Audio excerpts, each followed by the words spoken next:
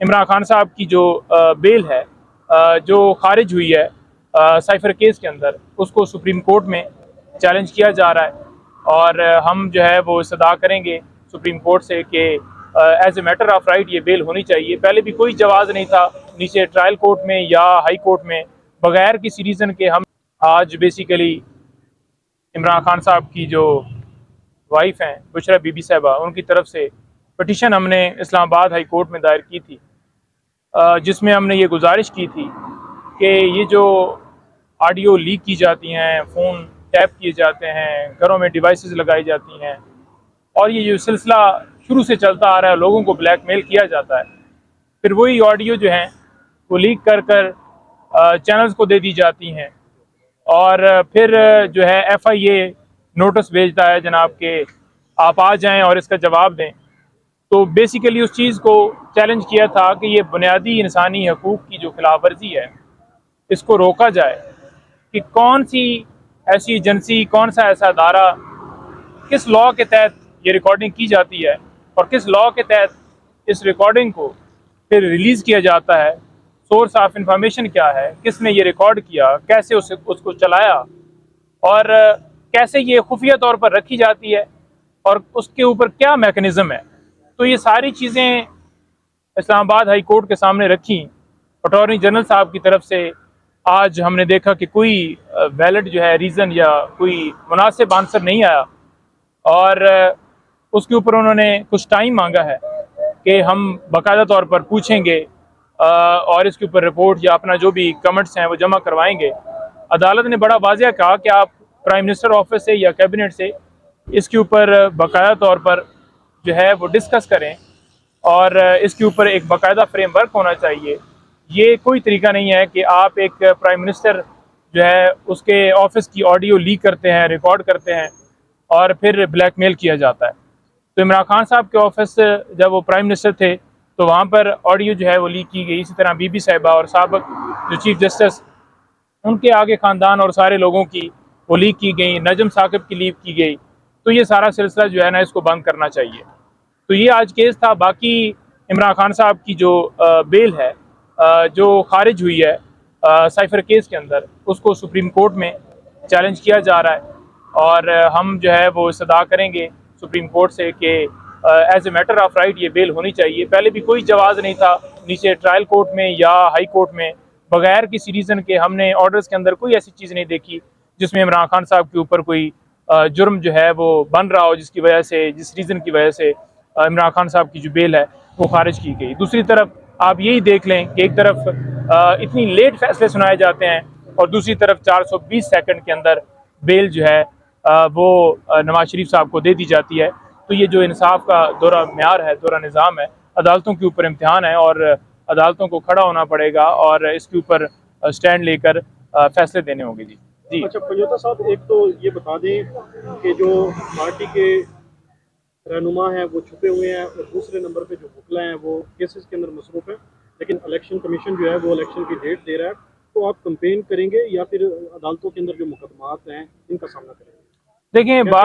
देखें बात यह है कि जितने केसेस बोगस बनाए गए हैं, लॉयर्स जो हैं उनका बिल्कुल बेहतरीन तरीके से दिफा कर रहे हैं। अभी भी सलमान सफदर साहब इस बेल वाले मामले को ऊपर लेकर जाएंगे। क्वेश्चन में आई थिंक खुसा साहब होंगे और उसके साथ साथ सलमान अकरम राजा साहब भी इसी साइफर केस के अंदर हैं और भी दीगर वकला अंगेज हुए हैं। तो इंशाल्लाह ये लीगल जंग है हमारी और इंशाल्लाह जारी रहेगी। लेकिन क्योंकि सबको पता है कि ये पॉलिटिकल केसेस बनाए गए हैं, झूठे केसेस हैं, कोई केस के अंदर जान नहीं, कोई ऐसा केस नहीं है जिसमें कोई ऐसी चीज़ हो।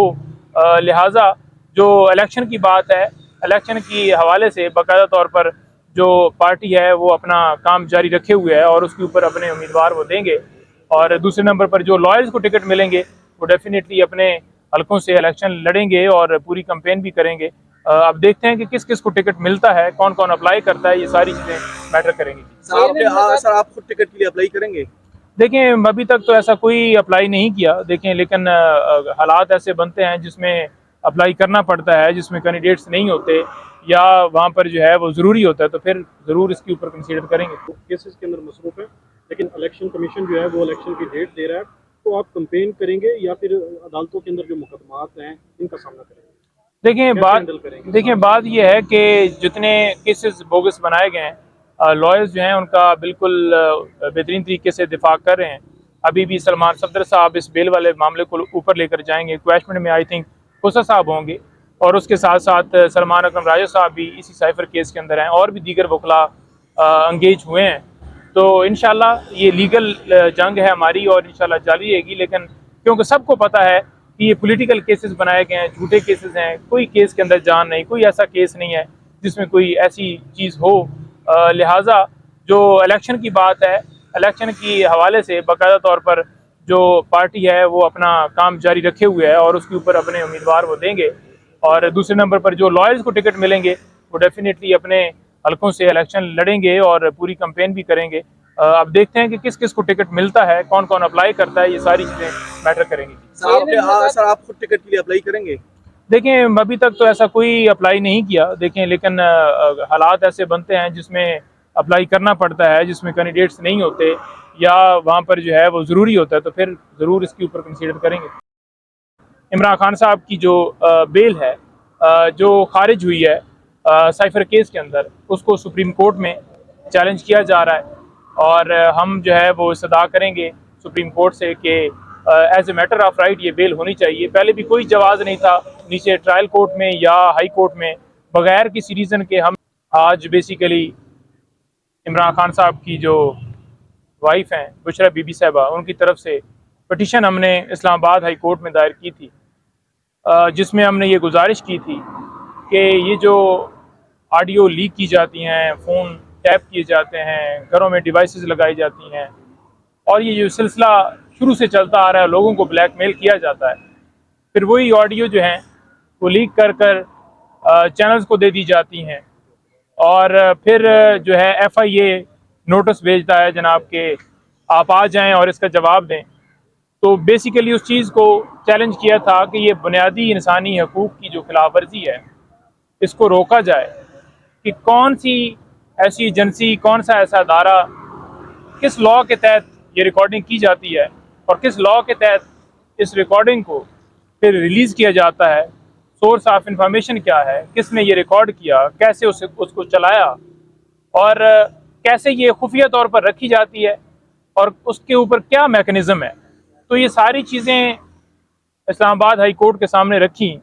अटॉर्नी जनरल साहब की तरफ से आज हमने देखा कि कोई वैलिड जो है रीज़न या कोई मुनासिब आंसर नहीं आया और उसके ऊपर उन्होंने कुछ टाइम मांगा है कि हम बाकायदा तौर पर पूछेंगे और इसके ऊपर रिपोर्ट या अपना जो भी कमेंट्स हैं वो जमा करवाएंगे। अदालत ने बड़ा वाज़ेह कहा कि आप प्राइम मिनिस्टर ऑफिस से या कैबिनेट से इसके ऊपर बाकायदा तौर पर जो है वो डिस्कस करें और इसके ऊपर एक बाकायदा फ्रेमवर्क होना चाहिए। ये कोई तरीका नहीं है कि आप एक